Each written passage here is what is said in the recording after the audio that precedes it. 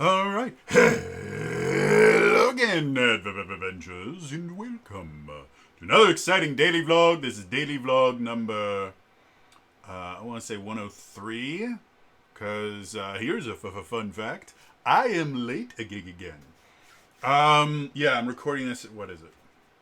Almost 12:30 at night. So technically it's after midnight. It's the next day. I don't really care. Mostly because, like, this vlog is generally, at least it has been for the past at least few weeks, this is like the beginning of my day. Because I am effectively nocturnal, and because of all the illness and everything that's been going on, like, I am not getting to sleep until like 1, 2 o'clock in the afternoon, and then I won't wake up until like 8, 9, 10 o'clock at night. And then because of the depression and anxiety, it takes me forever to actually, even after waking up, to actually be able to motivate myself to get out of bed. And then the nausea and muscle pain and everything else has not been helping. So, yeah. So this is technically slightly late. I don't care. And today, if you read the title of this, I am going to be talking about just something that made me think. So there's an actress. Her name is Valerie Bertinelli. She's wonderful.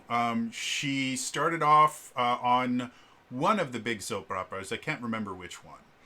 And then for like a year or two, she was on Touched by an Angel. If you don't know what that is, you missed it. It was a phenomenon, and then it wasn't. And if you grew up in the church like I did, it was required viewing. Also, Della Reese was amazing, and Roma Downey is Roma Downey. So anyway, and then she was on Hot in Cleveland for a while, and then in like 2015, 2016, she got a show on the Food Network called Valerie's Home Cooking or something similar to that. I don't remember exactly. And the show recently got canceled. Like, I think she announced the cancellation like last summer. And while she was doing that, she was also on. She was also a judge for a cooking show on, or a cooking competition show on Food Network. That was something like the Kids Baking Challengers. This is something like that. Basically, it was a kids' version of Bake Off, which in the States is not called Bake Off because everyone will think it's a show about Snoop Dogg just seeing how high he can get. But anyway, so it sounds like it was a kids' baking competition show, and she'd apparently been hosting that for a while. She announced early this year in January that she was no longer going to be on that as well. And she recently made a TikTok or something video formatted. I don't know what. Because I learned about all this in a short. So information was scant, to say the least. But she made a video talking about how Food Network, like, even back when she started, which was 2015, 2016, which was still kind of the new flavor of a Food Network. If you go back to the early 2000s, Food Network was a very, very different place that had things like Unwrapped with Alton Brown and things like, and you really didn't start seeing like cooking competition style shows start showing up until Iron Chef America started getting really popular. And then you started having more and more kind of cooking competition style shows like Chopped and Iron Chef and I mean, there's tons of them. Guys Grocery Games and like all this different stuff. And now if you watch the Food Network, which who watches actual television anymore? Nobody. But if you do somehow find a television that is connected to cable somehow, and you actually watch broadcast television, the vast majority of the shows on Food Network are all competition based. And they no longer have kind of cooking education shows where they basically show you how to cook a meal. And she was kind of lamenting about that because she's like, I don't like cooking competition shows. I like I used to watch the Food Network because it was educational, it was informative, it taught me how to cook. And I'm going to be 100% honest. I used to love the Food Network. I watched it a ton. Some of my favorite shows. I loved Restaurant Impossible. It is still one of my favorite shows ever. I'm a huge Robert Irvine fan. Even when he completely doctored his resume, I'm still a big fan of his. Restaurant Impossible was less so. I used to love Good Eats. Oh yeah, Unwrapped wasn't Alton Brown. Good Eats was Alton Brown. I used to love Good Eats. Good Eats was amazingly, and that was effectively Good Eats was kind of like food history. It was amazing. Alton Brown is an absolute genius, and I love him too. I used to really enjoy Iron Chef, but I got kind of burnt out on it. And I used to really enjoy Chopped. But it was mostly because my dad and I both used to really enjoy those shows. And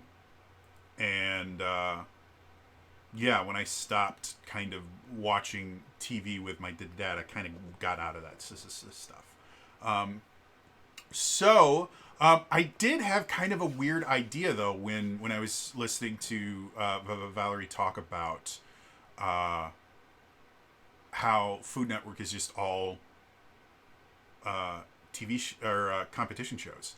And first of all, she mentions, I think, quite a few different times. She goes, "Hey, it's the business. It's what makes money, and that's how television works. So this is what people are watching. This is what they're going to make. So I can't really be upset about that because that's how TV works. It's just kind of upsetting to me that the network that I used to love really isn't that network anymore." And 100%, I totally understand that viewpoint. However, something that I find interesting, cooking shows have been a thing since television really became a thing. If we go back, way back to like the 50s, I think. I might be wrong about this. Well, here, I can look it up. I have a damn computer in front of me. Julia Child. What was her show called? I think it was called The French Chef. Yeah. Premiered in 1963. So I was off by about a decade. So, The French Chef was Julia Child's cooking show. And if anyone doesn't know who Julia Child is, Julia Child is probably one of the greatest TV chefs ever. She moved to France to learn French cooking back when cooking was still a very, very heavily male-dominated field. And then she came back to the States and she created a cookbook that is still used by a lot of people called Mastering the Art of French Cooking. It was a brilliant cookbook and it started to popularize a lot of things like coq au vin, beef bourguignon. These are traditional kind of French dishes that were considered extremely high-end and very, very kind of fancy. And when she kind of laid them out in this cookbook that was written for people that didn't really, this was not a cookbook written for chefs or anything, mostly because chefs don't use cookbooks. And she kind of broke it down into relatively simple to follow recipes. Now, coq au vin and beef bourguignon are still not super simple dishes. They still require a little bit of work. But due to Mastering the Art of French Cooking and The French Chef, she really started to demystify the idea that home cooking didn't have to be meatloaf and, pot roast. You could cook fancy quote-unquote French cuisine, and you could do very, very elaborate things without needing to be a professional chef. And she inspired probably millions of home cooks and probably quite a few, like probably a few 100,000 chefs as well. She was absolutely brilliant. And when you look at the French Chef, and then there was just all these different cooking shows that started either around the same time, a little bit earlier, a little bit later, and just kept getting bigger and bigger. Like I think Yan Can Cook was one of them. Emerald used to be a show like that. There used to be tons of these cooking shows. And if you watch movies from the 90s, like a really good example, Mrs. Doubtfire. Mrs. Doubtfire is a brilliant movie by Robin Williams. There's a scene in it where Robin's character, Daniel Hillard, had no idea how to cook. Had never had to cook. His wife was more of the homemaker than he was. So he gets a job as a nanny for his ex-wife using the disguise of Mrs. Doubtfire, and part of the job is cooking dinner. And so he's actually watching a TV show on how to cook. I can't even remember what meal he was trying to cook, but he absolutely ruins it into the things like that. But it was a really, really common thing that if you wanted to cook something fancy, you turn on the TV. Generally, like PBS was one of the big places where you would find cooking shows. You would go on there and you would watch it and you would take notes and stuff like that.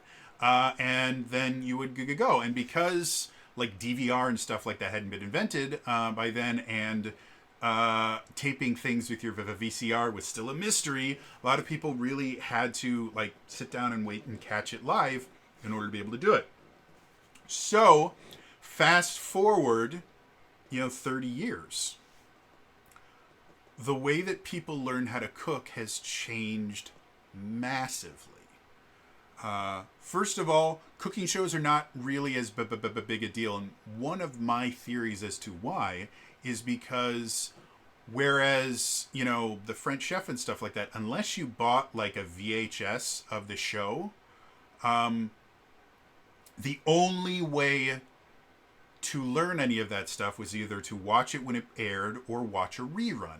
And reruns are a really big thing because the ability to cook these meals never really goes out of style. Like coq au vin, for anyone that doesn't know what that is, coq au vin is chicken with wine, effectively.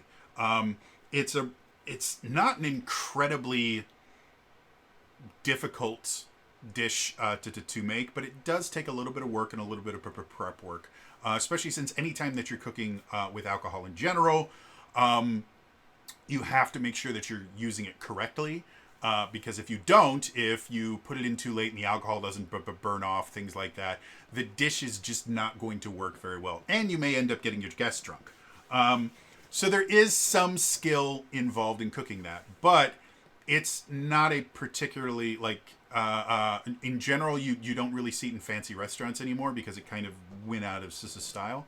And there's a lot more really, really fancy things that you can cook now as the art of cooking has gotten more and more complex, and they've added more and more things. Or beef bourguignon. It's another one that, again, is not a particularly difficult dish to make. It just takes a little bit of effort. And so those recipes and things like that are still useful today. However, watching them on live TV is no longer the only way to get it, or even the most convenient way to watch them. There's a lot of episodes and clips of the French Chef on YouTube. Most cooking shows have cuts and things that go on YouTube as ways to earn additional revenue for the show and to get people to tune into the actual show. And then we have a shit ton of culinary YouTube channels. One of my favorites is Binging with Babish.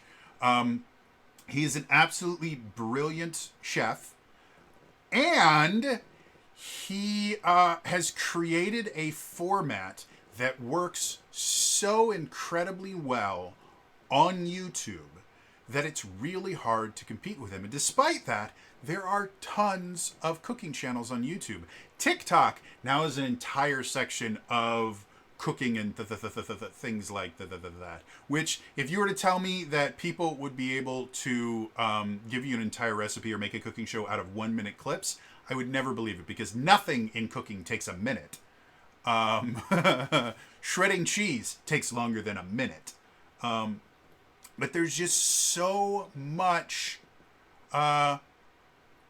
There's just so many different ways that you can watch people cook things. And then, in addition to that, there's a ton of other ways to learn to cook now. It used to be you either read a cookbook, which, depending on the cookbook, a lot of times would be kind of difficult, because sometimes they would use measurements that are not technically exact, like put a pinch of salt in. Well, how much is a pinch of salt? What's the difference between a dash and a pinch? And, remember to dice your onions as opposed to chop your onions. Well, what's the difference? Well, there actually is a difference between a dice and a chop.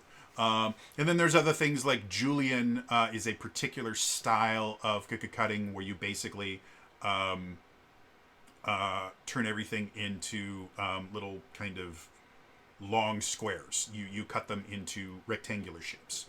And other things like that. So a cookbook could be kind of difficult, and especially if you are not I don't know if it's really a visual learner. If you don't learn well from reading, a TV show is just going to be easier for you, because you can watch exactly what they're doing instead of reading text and trying to interpret what it meant. So nowadays, though, there's tons of cookbooks out there. I own quite a few, because I keep hoping that I can get my anxiety under control enough that I can use cooking to start breaking me out of this kind of basement prison that I live in. It's not that I'm trapped here. My brother would love for me to come upstairs. I just can't because of my brain. And so if I start cooking more regularly and have a purpose to cook, I'm hoping I can finally at least make it so I can go upstairs regularly.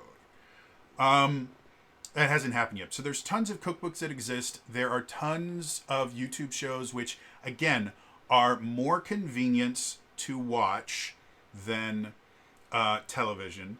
Are easier to use because you can pause, you can rewind, you can, do over and over and over again. You can turn on and off subtitles. And you can actually not only interact with the person that made it through the comment section, but a lot of times you can also interact with the other people in the comments to get a better idea about what's going on. And then in addition to that, they now have meal prep kits, where what they do is they send you all these raw ingredients and they give you a recipe card, and then you get to cook, and you don't have to worry about measuring. They give you the exact amount to do exactly what's in there. It comes with pictures. They're really, really cool. And then we also have an entire cooking, a cooking category on Twitch. And so you can also tune in live to people actually cooking. And again, you have the interaction aspect right there. So where if they say something like, we're just going to go ahead and julienne these carrots up, and somebody goes, well, wait, what's julienne mean? They can instantly go, oh, julienne is a preparation to the technique. It was really popular in France for a long, long time. It's basically just making like matchsticks effectively. You just make these little kind of matchstick shaped cuts. It involves, for carrots, because they're really, really common to julienne carrots, you literally take the carrot and you cut it into kind of flat planks, and then you stack the planks on top of each other, and then you cut them again, and it turns them into little rectangles. So it's not an incredibly difficult thing. The thing that is difficult about them is ensuring that all of your cuts are the exact same size, and that's where the skill comes from. But it's not something that takes years and years and years of practice. It's just something you have to put a little effort into to learn correctly. That's one, like if you go to culinary school, that's one of the things you will learn like first year easily, and they won't spend a year teaching you how to do it. You might have a class that they teach you how to do julienne and chopping and dicing and all those different things, and then they just expect you to keep up with it because you will use it throughout your entire culinary career. though the julienne cut just really isn't as popular anymore. So anyway, there's just so many more ways to learn how to cook that watching a cooking show in order to learn how to cook really isn't that useful. And you can see by how cooking shows have changed in general that people really aren't watching them and haven't been watching them for well over a decade to learn how to cook. Again, there's so many easier ways to learn how to cook than to watch a cooking show. They generally tend to watch it for the personality of the person cooking, or as a way to just look at really delicious food. But it's not really an educational thing anymore. It's an entertainment thing. And you could see it in things like Giada De Laurentiis or Emeril.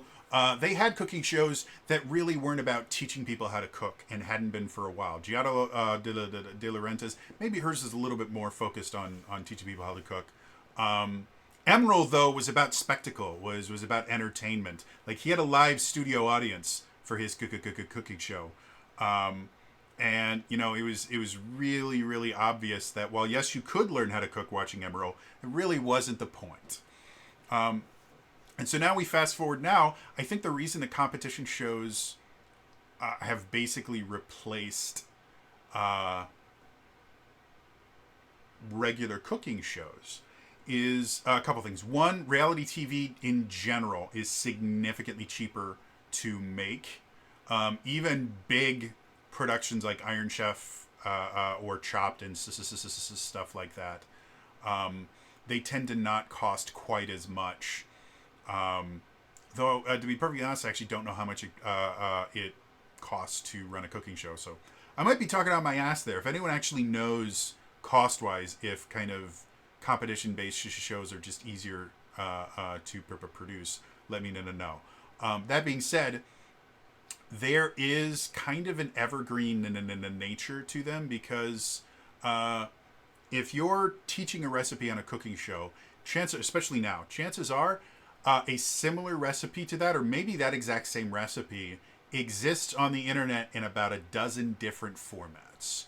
So the evergreen nature of cooking shows really isn't there anymore because, again, the French Chef still exists, but all the recipes that she has, that she shows off on there, they have modern versions of those recipes that are shot better, are designed for a modern audience, and again, have the interactive features that the French Chef simply didn't have because it was created, 50, 60 years ago? It's just, again, we're talking about technology and society changing vastly in 60 years, which is pretty common. So I think one of the big reasons with competition cooking shows, people aren't there to learn something. They're there to watch kind of this struggle in the same way that you watch sports. If it's a good matchup, it becomes basically evergreen content because that particular thing that is being showcased there doesn't exist anywhere else on the internet because it was created specifically for this show.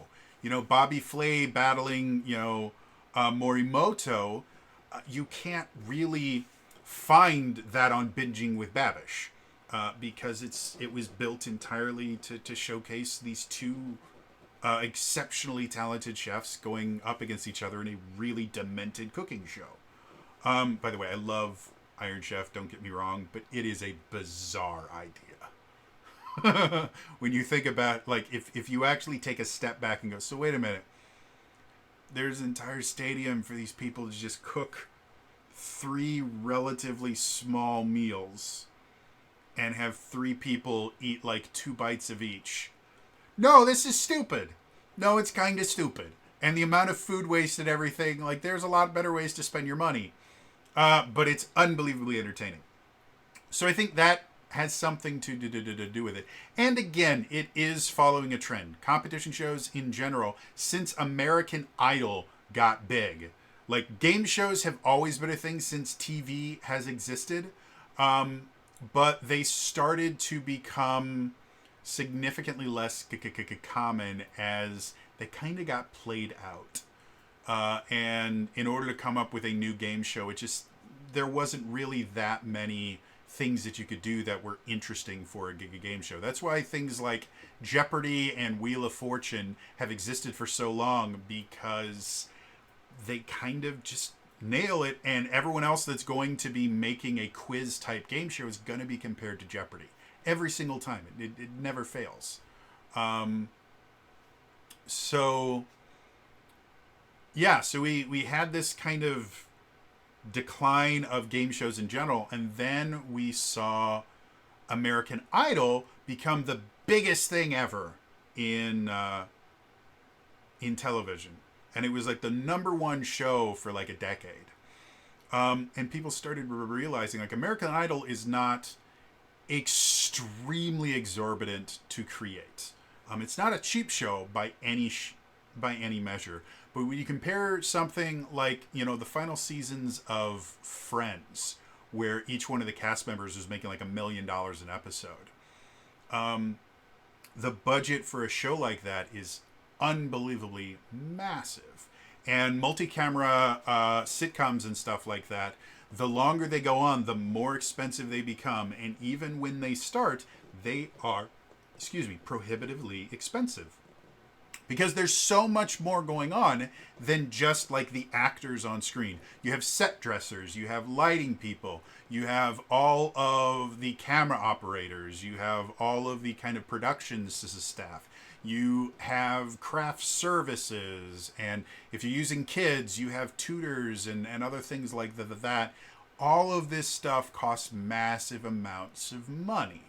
Whereas you go to something like American Idol or The Voice, you don't have to deal with union wages for the most part for the portion of the cast that the audience cares about, which is the competitors, because they're not SAG members. They're not they're not actors or anything like that. They're just random people.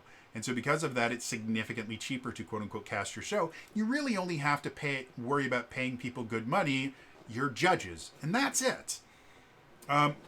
When you go to the food competition shows, again, getting the supplies and ingredients and stuff like that is probably not cheap, but compared to having to pay all those different people to do it, it's not going to be anywhere near as exorbitant. And then there's a ton of other ways to kind of market it to be able to kind of earn your money back really, really well. And again, the idea of the show is the competition, is the combat, the fight, the everything that happens in the show. That is effectively evergreen content. If it was a good episode, it's really always going to be a good episode. One of my favorite kitchen competition shows, it's not on Food Network. I'm a big fan of Hell's Kitchen. I have watched, I believe, every season since season 10. And I watched season 10 very late. But I found it on Hulu and I started watching it and I just absolutely fell in love. Christina is the greatest chef ever. I love her. And again, I have watched every single season of it. Most of the later seasons I've watched live. The most recent season I stopped watching it like episode 6, and I just haven't been able to get back into it because my brain won't let me. But that show in and of itself makes Gordon Ramsay, and I think Fox is who hosts it, shit tons of money, because not only are advertisers paying a decent amount of money to have ads play during that, but Gordon has a bunch of Hell's Kitchen's restaurants throughout the country that make him money off of that. There's crap tons of Hell's Kitchen merchandise, and Gordon Ramsay in and of himself is a brand. So every time Hell's Kitchen does well, the rest of his restaurants make money off it as well. So something like that makes a lot of money. A lot of Food Network hosts have their own restaurants, and people will go to those restaurants. Like Guy Fieri, I believe, has a few restaurants. I know he has had restaurants before. I don't know how many of them are still operating. Robert Irvine had a bunch of restaurants. Emeril had a bunch of restaurants. Michael Simon, who's one of the Iron Chefs, has at least a few restaurants. John Batch had a bunch of restaurants and then got into some trouble for doing bad things to some of his employees. He was another one that he was one of my favorite chefs until I found out what he was doing to his employees. And then I was like, ooh, no, I liked you. You were the chosen one! Yeah, so I mean, these cooking competition shows, I think in the current environment, they are simply, I don't want to say better content, but they're simply more evergreen content than any cooking show is going to be. Because again, cooking shows right now are the least efficient method of learning how to cook that currently exists, even compared to cookbooks. The writing of cookbooks have gotten so much better than they used to be. If you want to trip down memory lane, go look up, because you can probably find it in most libraries, Mastering the Art of French Cooking. It was Julia Child's first cookbook, and it was released in 1961 for Volume 1 and 1970 for Volume 2. So go look up find the book in literally, I will almost guarantee they've got to have at least one copy in your local library. And if not, you can probably find it a million different places. It's an extremely popular cookbook. Read one of the old versions of that and realize just how difficult it is to follow the recipes compared to modern cookbooks that are written in a much more kind of conversational tone. They have a lot more pictures. They have color pictures. It's night and day. So if you want to learn to cook, watching a cooking TV show is probably going to be the absolute last step you are going to take, because cookbooks are easier and more convenient because you can read the cookbook while you are preparing the dish. You don't have to worry about coming on at a certain time. You don't have to worry about trying to DVR it or take notes or anything. It's all right there. And then above that, you have the various YouTube shows that exist that will allow you to learn to cook. Then above that, you have meal prep kits and things like that. And they now have apps that teach you how to cook. And then there's also a ton of just kind of cooking classes that you can take through things like they have in-person cooking classes, which have been a thing since at least the 90s. I know they've probably existed earlier than that, but in-person cooking classes are still something that happens. They used to happen at rec centers and stuff like that. So I mean, again, when you have all of these different options for learning how to cook, watching a cooking show, which have never been super great at teaching how to cook. They were nice because they showed you visuals, but cooking shows skip a lot of steps because, again, when you only have 23 minutes to show someone how to cook an entire meal, and in addition to those cooking that meal, you also have to do other things. Like a lot of times there'll be multiple things that they cook.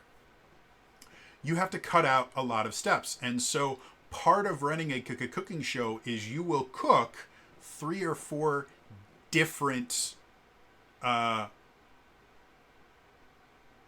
you will cook the same meal 3 or 4 different times and leave it in various states. So you can go, okay, so we're going to do this. Now, you guys keep doing that. I've already done it. And you reach under the counter. It's like, so here is the next step we're going to do.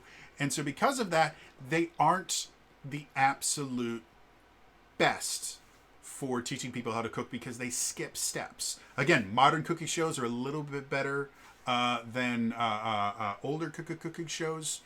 But it's always been an issue when you have a specific amount of time. I'm not saying YouTube shows don't do this, but again, the interactive nature of YouTube